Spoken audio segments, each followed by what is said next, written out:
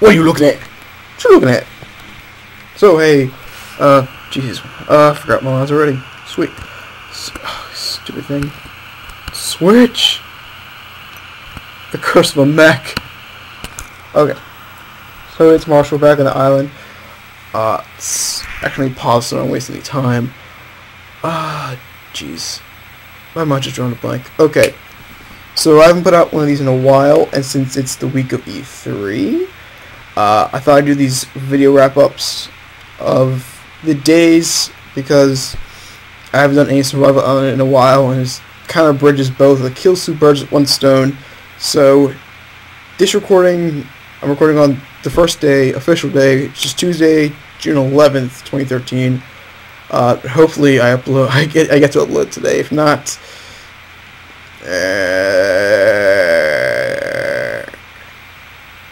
but hopefully it should process in time. Everything should be good and golden. So we'll do a recap of the previous day. So Pre3, well, basically all the press conferences took place Monday the 10th, and the official 3 days of E3 range from Tuesday the 11th to Thursday the 13th. So today, Tuesday, Wednesday, Friday, there should be videos every day. And this will hopefully catch up on the Survival Island, because I haven't been playing it very much at all. I haven't had that much time. So yeah. So today's Tuesday, we're talking about Monday, which is Pre3 and all the conferences.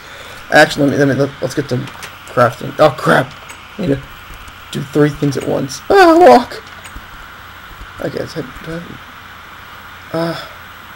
I'll make some more picks before I head down to the mines. Okay, so Pre3. I'll go through all I guess the standard conferences. Actually, I packed some stuff away too, as best I can. So first of all, Microsoft went up first in the morning. Damn, I need some. So yeah, Microsoft went first. I'm gonna make some more picks. Microsoft went first. The first thing they showed, which was a kick. It was a kick in the it was a punch in the gut. Let's put it a little more sympathetic. To me, was showing off Metal Gear Solid 5, The Phantom Pain, on a Microsoft console. Oh, that's a lot of tree. Actually, screw that, because I don't have to think while I'm mining. Let's do this. That was a bit of a kick in the butt. I'm not the biggest Metal Gear fan, but I have extremely fond memories of playing #1 on PlayStation. And only the Metal Gear Solid collection, the first AG collection, which featured 2, 3, and Peace Walker, came to Microsoft, to the 360 most specifically. So that was a kick in the butt, but it's kind of predictable a bit, since Kojima said, we wouldn't be able to bring Metal Gear Solid to Xbox because of that use of DVD drive and not the Blu-ray. Other than that, Metal Gear is going through a lot of changes. They're going open world instead of level based, and so they have to accommodate Metal Gear Solid to become an open world game. The transition looks like it's going pretty good. I'm trying to move things as quick as possible. Second thing off, they showed off a new version of the Xbox 360. So still focusing on the past a little bit, which isn't horrible, because remember, not every 360 not every 360 owner is going to drop all those dollars on the Xbox One at launch date. There will be a good amount, but not everybody's going to. Like me, I'm definitely not going to buy one anytime in the near future. I'd wait at least probably 2 years after launch for me, which is that's just me personally. So the new 360 model is supposed to look like the Xbox. Oh, it's based off the Xbox One design.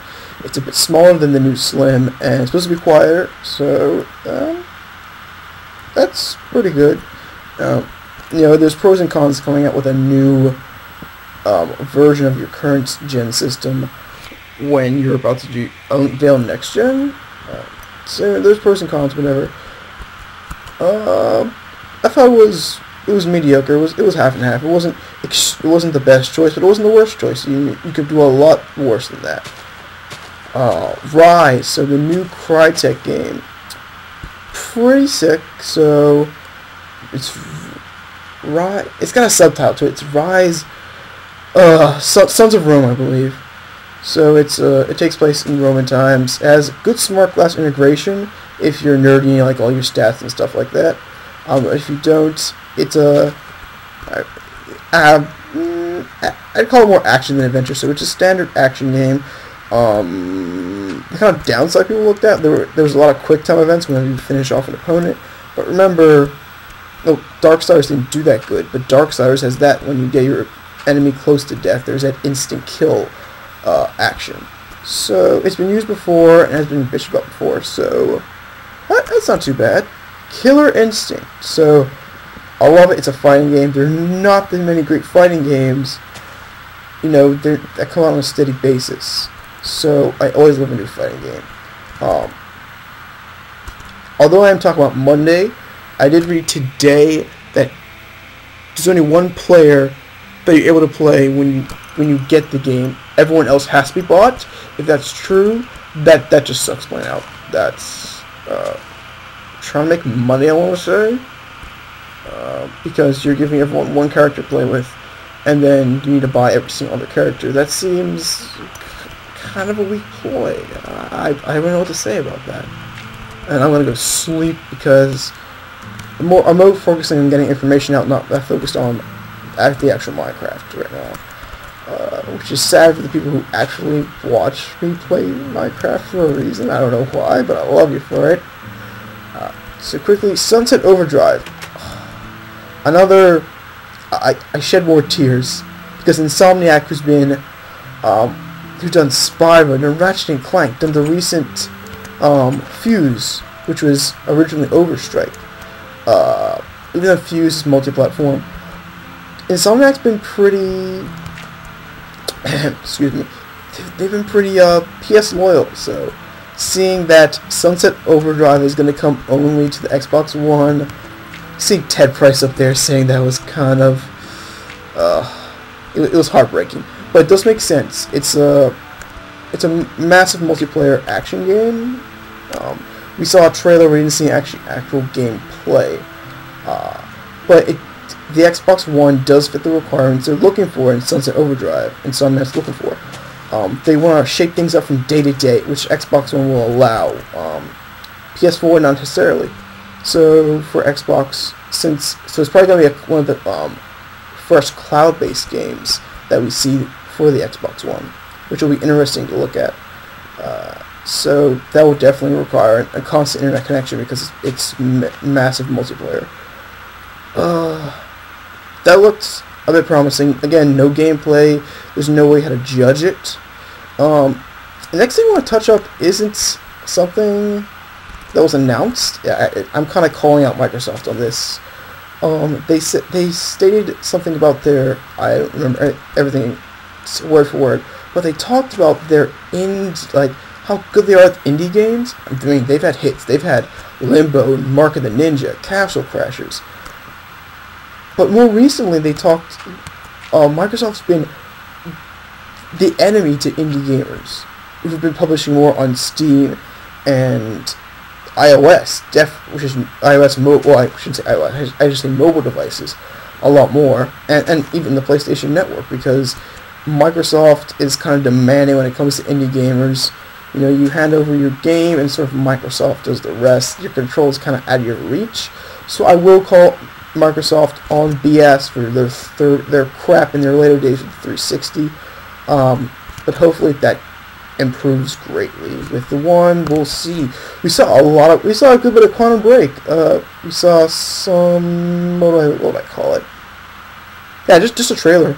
We saw more of it, so we know for a fact it's going to be part of a TV series, which is interesting because Defiance is already doing that, but the Quantum Break looks like it's going to be a single-player game. So far, not confirmed, single-player only, but it looks very, very single-player only-esque. So that'll be an interesting concept, how it affects the TV show, and I believe they said everyone's going to get their own version of the TV show, which we'll see about that. Yeah, completely buy that as of yet. Project Spark, even though it's not, I don't think, a game, it's just sort of this innovative tool. Although I think probably, by standards, probably is a game. It looked pretty good. It was something that caught my eye and I loved it, which not a lot did at the Microsoft press conference. I will say that. Which, wow. So yeah, there's that. They talk a lot about Smart Glass and its integration. Personally, I don't own a tablet, so it went over my head. But people with a tablet, you know, if you own it, it's gonna be a good experience. It doesn't push you to go and buy a tablet, and I don't think anyone should personally buy a tablet just for Smart Glass or a Windows 8 device. So again, there's that. They have their Upload Studio, which is their editing tool for publishing things online. I saw it for something on a console. It's very simplistic, but it does meet requirements, I will say that. So, a big tip there. Pause it for a second. I have to actually browse through my notes a bit more. Everything's all over the place like usual.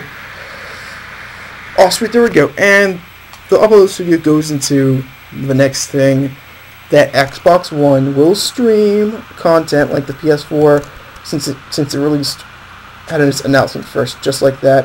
While PS4 will be on Ustream, on Ustream. Yeah, Ustream. I'm like telling myself, like, is it really Ustream? It will be on Ustream, which is not as known as Twitch, but still known. So that again, I'm going to say that a lot. That is something. This is the one thing I thought was going to make the Xbox One overpower the PS4, because the Twitch app for Xbox released just recently. So I think, to me, that was a hint, because we were looking at, oh, this is before the Xbox One was actually a thing, but just, we're going to have this event on May 21st. And I was like, damn, if there's a Twitch app, they're probably going to use the Xbox One to broadcast Twitch. That prediction was right. But it didn't, I don't think it will, be able to kill the PS4. I thought that was going to be the defining factor. Like, it's going to stomp PlayStation 4 to the ground. Didn't do that at all, which I was happy about. That was a win-win for everybody, because Sony didn't get stumped out. Microsoft got this cool freaking feature. Oh, this is a lot of wood. More wood than I'm used to handling. And they're doing a really cool thing with the gold now, which personally I think is pretty sweet. So if one profile, I think that originates on the Xbox, on the Xbox One console, has gold, everyone else is going to be able to use gold or use a profile on that account, which is pretty cool. You know, that's something that not everybody, but a very, very select few, and when I say very select few, I mean maybe 15% of the Xbox market do face. And so it's an issue, and they're going forward with that and resolving, which I think is pretty good. Dead Rising 3, big, although not a secret weapon, was a big surprise.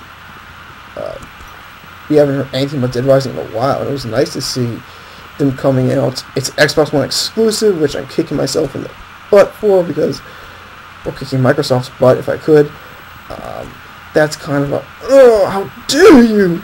I mean, the original wasn't exclusive. It did get a Wii port, which is the original Dead Rising Shop Till You Drop. I remember I rented that when it came out, because I only had a Wii and a PS3 at the time, and it wasn't out for PS3. And then 2 came out for the PS3 as well as the 360, and I was all happy-dappy about that. I have Dead Rising 2 sitting in my room somewhere. And so having it launch as a one title is kind of like a tease to Sony people, like, oh, here you go, and no, it's going to be exclusive for Microsoft again. Oh, it's so bad. That was... And we saw a good bit of Witcher 3 The Wild Hunt. I was a big fan, never owned it, but I'm a big fan of Witcher 2 Assassin of Kittens. And so Witcher going open world, I think, is a pretty good step. There's a lot of support, because a lot of games are going open world, so it kind of follows suit and it fits the RPG style of The Witcher. So, you know, that's a good thing. Don't be hesitant about it. And the final two, screw it, I'll put this first. Titanfall, the mech on Titan, pilot sort of multiplayer only from the guys who used to head Infinity Ward, which are now Respawn Entertainment. Let me correct that. The guys who broke off from Infinity Ward made Respawn. This is Respawn's first ever title. It looks... It's not amazing, but it's definitely something I'm going to keep my eye on it. So it's multiplayer only. It's not complete mech versus mech like certain mech, like PC mech games are, which is, it's a good aesthetic. You can roam around, you can be a lot more nimble, and you do like shortcuts and other sort of things like that. While as a pilot and as a mech, you're still agile, but you're a big target still. But then again, you have a lot more firepower, so that kind of compensates right there. The move. Damn it! But, oh, sweet, I have a hill on me. Always have a hill by your side. Boop. Okay. And lastly, Halo 4 for the Xbox One, the biggest damn controversy. To me, personally, it's like an internal struggle. People I talk about the Xbox One, I always say, as long as Halo 5 comes out for the 360, I'm not buying a One anytime soon. Again, this is not confirmed as Halo 5, but still, a Halo title for Xbox One only. That screws over us 360 owners as well. So it's just leading more to the encouragement of, you want to buy this. I do have one quip about the trailer. Why is Chief gotta wear some coat? It's wicked and it leads up to a big reveal. But come on. You have like the best suit of armor in the whole dang world. Come on, dude. Take it off. Take it off. Seriously. Get naked for us. Yeah, you want to. And with that, sweet. I ended up back in the house. So that's Microsoft. Awesome. If you like this stuff, like, subscribe, do what you want. I'm going to continue right up with this with EA and Ubisoft, and then probably a final one for Sony to wrap up all of Monday. So if you're watching this, you can probably click an annotation that I might be too lazy to put right here. But other than that, peace off. See you in like 5 seconds if you're going to watch the next video, though. Alright, see ya.